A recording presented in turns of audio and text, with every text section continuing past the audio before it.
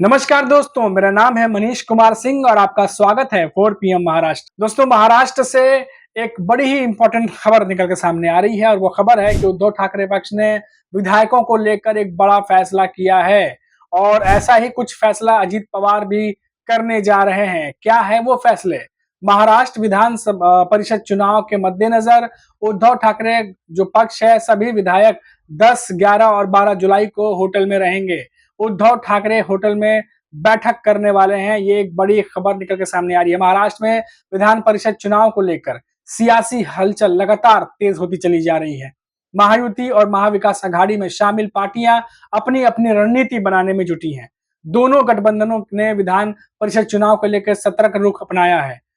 जो रिपोर्ट्स आ रही है उनके मुताबिक चुनाव के दौरान उद्धव ठाकरे गुट के सभी विधायक होटल में रहेंगे। 10, 11 और 12 जुलाई को ठाकरे के 16 विधायक होटल में रुकेंगे। इस बीच शिवसेना जो यूबीटी प्रमुख उद्धव ठाकरे होटल में बैठक करने वाले हैं। बताया जा रहा है कि चुनाव को लेकर किसी भी किरकिरी से बचने के लिए उद्धव ठाकरे ने यह फैसला किया। इसके अलावा अजीत पवार की पार्टी एनसीपी और बीजेपी विधायकों के भी होटल में रुकने के प्रबंध किए जा रहे हैं, ऐसी खबरें हैं।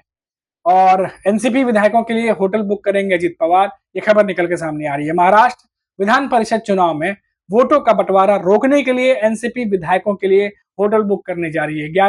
11 विधान परिषद सीटों के लिए 12 जुलाई को मतदान होगा। विधान परिषद चुनाव के लिए एनसीपी के पास 2 उम्मीदवार हैं और पार्टी के पास अपने अधिकार के 43 वोट हैं। फिर भी एनसीपी को 2 उम्मीदवारों का वोट कोटा पूरा करने के लिए 3 वोटों की जरूरत होगी। फिलहाल विधान परिषद चुनाव में उम्मीदवार चुनने के लिए 23 वोटों का कोटा तय किया गया है। उद्धव ठाकरे और अजीत पवार की एनसीपी के बाद बीजेपी ने भी सतर्क रुख अपना लिया है। लगातार सतर्क होती चली जा रही है और भी ज्यादा बीजेपी विधायकों को होटल में रखा जाएगा। खबर है कि पार्टी ने अपने सभी विधायकों को होटल में रखने का फैसला किया है ताकि वोटों का बंटवारा न हो। महाराष्ट्र विधान परिषद के लिए 12 जुलाई को होने वाले 11 सीटों के चुनाव के लिए 12 उम्मीदवार मैदान में उतरे हैं। वरिष्ठ नेताओं के सामने महाविकास अघाड़ी या दोनों दलों के वोटों का मिलान करके अपने उम्मीदवारों का चयन करने की एक बड़ी चुनौती है। आखिर वोटों का मिलान कैसे होगा? किसी को कितने वोट मिलेंगे? निर्दलीय विधायकों की वास्तविक भूमिका क्या होगी? ऐसे सवाल उठ रहे हैं। इसलिए वोटों के बंटवारे से बचने के लिए कुछ पार्टियां अपने विधायकों को होटल में रखने जा रही है और इसी बीच खबरें आ रही हैं कि लगातार जिस तरीके से मीटिंग चल रही है और हमने पहले के वीडियो में भी आपको बताया कि कैसे शरद पवार और जो अजीत पवार हैं उनकी अपनी तैयारी जो है वो शुरू हो गई है। जिस तरीके से अभी हमने आपको खबरें बताई कि सारे बड़े दल जो है अब अपने अपने विधायकों को होटलों में रुकने की व्यवस्था कर रहे हैं ताकि वो सामने रहें और किसी भी तरीके की किरकिरी या किसी भी तरह के भ्रम या कोई ऐसी स्थिति ना हो जो पार्टी के लिए चुनौती बन जाए। तो कई सारी चीजें जो है वो हो रही है महाराष्ट्र की राजनीति में। इसी बीच हमने पहले के वीडियो में बताया कि कैसे अजीत पवार जो है उन्होंने भी रणनीति बनानी शुरू कर दी है, क्योंकि जिस तरीके से लोकसभा चुनावों में महायुति को नुकसान हुआ और महाविकास अघाड़ी एमवीए गठबंधन बहुत स्ट्रांग बन के निकली है लोकसभा चुनाव में, अब पूरे दमखम के साथ वो विधानसभा चुनाव में भी उतरने जा रही है और उनको पूरा विश्वास है कि इस बार महाराष्ट्र की राजनीति में जनता जो है वो सरकार बदल देगी। और इसी को देखते हुए अब महायुति की तरफ से लगातार कोशिश की जा रही है कि जो गलतियां लोकसभा में की गई उसे दोहराया ना जाए और इसी को लेकर के अजीत पवार लगातार मीटिंग पर मीटिंग कर रहे हैं। लेकिन क्या ये मीटिंग सक्सेसफुल होगी? क्या रणनीति जो बन रही है वो रणनीति कामयाब होगी या नहीं होगी? ये अपने आप में सबसे बड़ा सवाल बना हुआ है।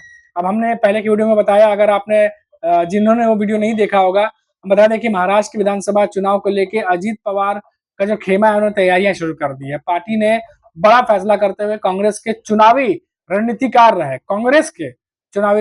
रहे नरेश अरोड़ा को इलेक्शन कैंपेन की रणनीति बनाने की जिम्मेदारी सौंपी है। नरेश कुमार राजनीतिक जो है अभियान चलाते हैं, कैंपेन करते हैं और कई सारे बड़े पार्टियों का, खासकर कांग्रेस के पार्टी का कई बार वो कैंपेन भी कर चुके हैं।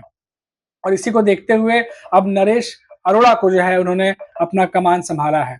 उन्होंने राजस्थान और कर्नाटक समेत कई राज्यों में कांग्रेस के इलेक्शन कैंपेन का मैनेजमेंट किया था और जो मीटिंग चल रही है उसमें अब नरेश अरोड़ा भी जो है वो बैठक में हिस्सा ले रहे हैं।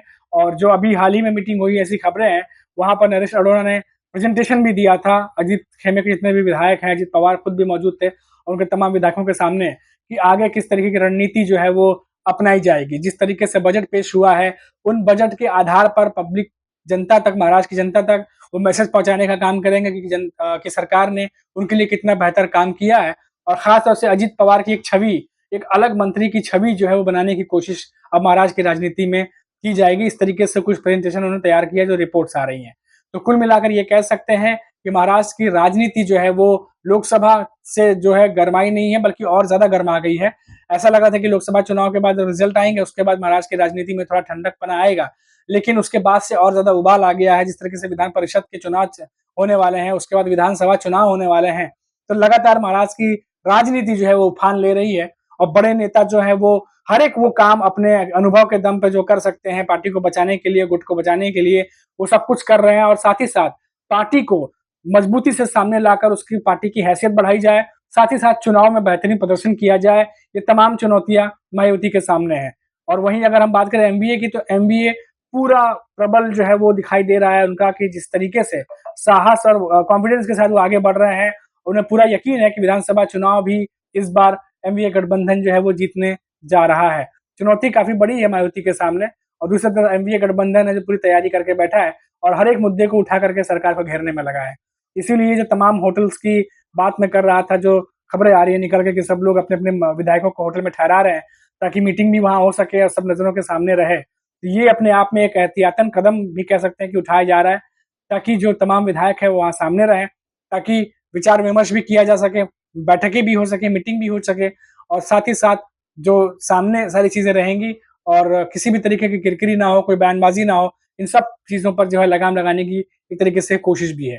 तो अभी के लिए फिलहाल इतना ही, फिर लौटेंगे तो बात करेंगे महाराष्ट्र की राजनीति पर, कुछ बड़ी खबर पर। और तब तक के लिए आप मुझे इजाजत दीजिए और देखते रहिए 4 PM महाराष्ट्र। नमस्कार।